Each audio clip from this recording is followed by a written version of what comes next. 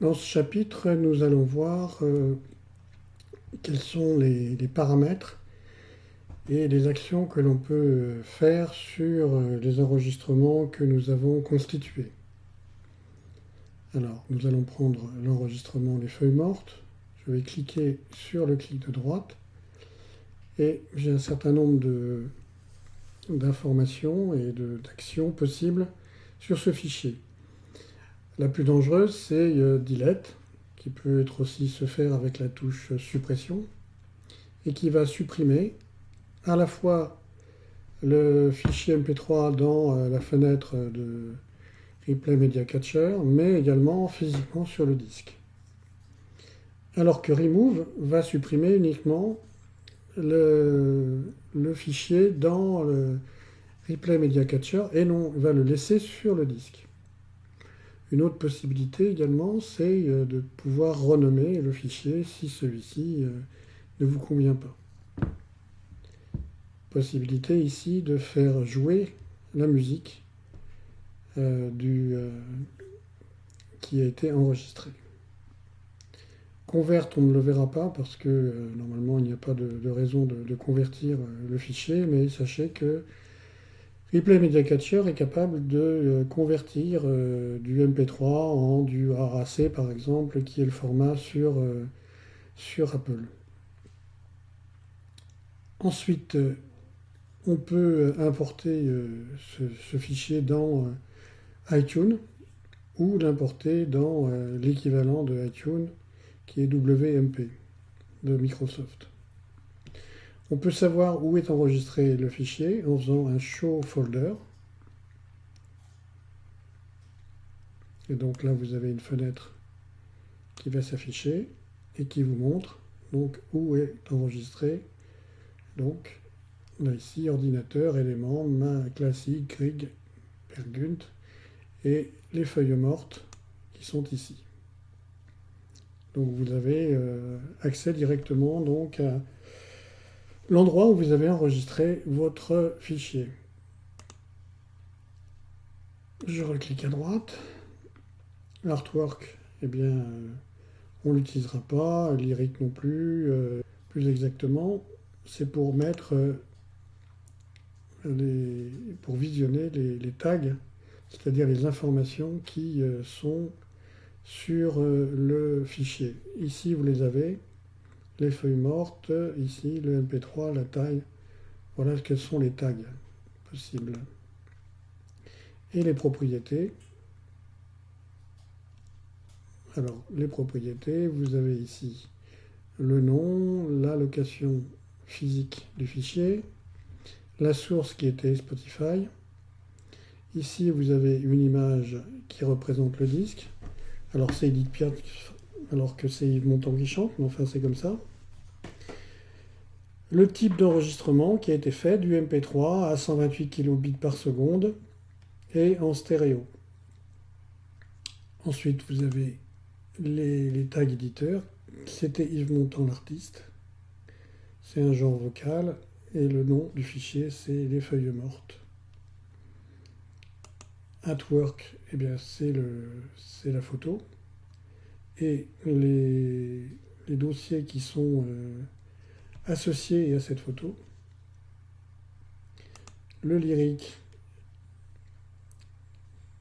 c'est éventuellement, vous avez des mots-clés de la chanson qui sont associés avec.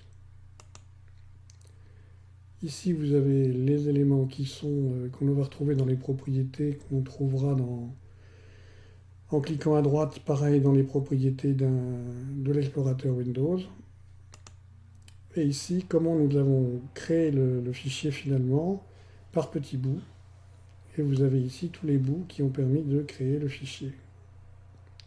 Avec à la fin, donc, des éléments qui sont associés à cette chose-là. Alors, nous allons voir maintenant les settings. Là, les settings sont générales par rapport à l'ensemble de tous les enregistrements. Alors, on va commencer par la personnalisation. Normalement, on n'a rien à changer dans dans cette partie-là,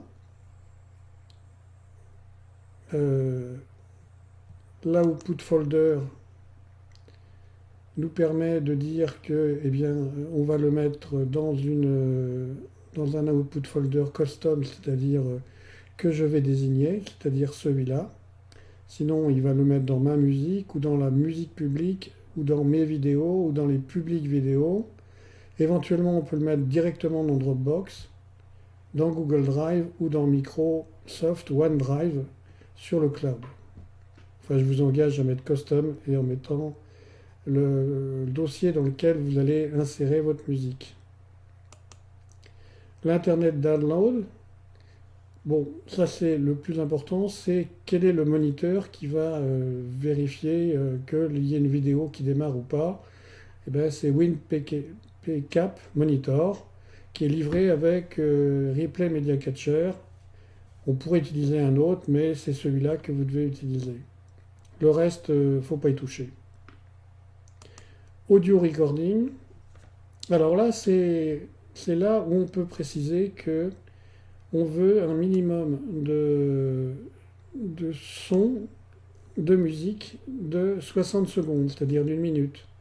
Il n'y a que tous les enregistrements de moins d'une minute seront automatiquement supprimés par Replay Media Catcher. Donc c'est là où on peut dire qu'on va supprimer en fait les publicités. Split on silence. Alors vous verrez que dans certains cas, en particulier lorsque ce ne sont pas des chansons mais que c'est du parler, les silences dans le parler peuvent être compris par Replay Media Catcher comme étant un silence et donc la création d'un nouveau morceau de disque. Et si ce morceau est de moins d'une minute, après il va le supprimer, ce qui fait que vous aurez du mal à enregistrer les sons parlés. Alors pour ça, on peut mettre le split on silence à off, et dans ce cas-là, eh bien, il n'y a plus de séparation, mais il n'y aura plus non plus de séparation à la fin des disques. Donc vous pouvez jouer là-dessus, mais avec vigilance. Le reste du DVR ne nous concerne pas beaucoup, il faut pas y toucher. Et le naming room, en fait, c'est la façon dont les fichiers sur disque sont nommés. Alors, il y a une règle, c'est que on met d'abord le titre, ensuite l'album et ensuite l'artiste. Voilà, donc ça c'est comme ça que sont construits les noms des fichiers. Vous pouvez éventuellement changer cet ordre en mettant par exemple l'artiste en premier et puis les titres et autres. Donc ça c'est à vous de voir. Vous pouvez laisser ça aussi comme c'est. Et puis ici, c'est la façon de remettre tout à zéro si vous ne vous rappelez plus comment le logiciel vous a été livré. Donc vous avez la possibilité de remettre toutes ces informations de paramétrage à la valeur initiale quand on vous a livré le produit. Donc voilà, je pense qu'on a fait un tour de tous les paramètres que vous pourriez avoir à utiliser.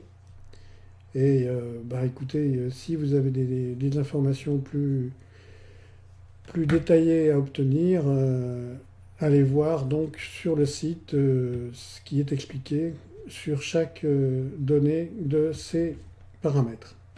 À bientôt.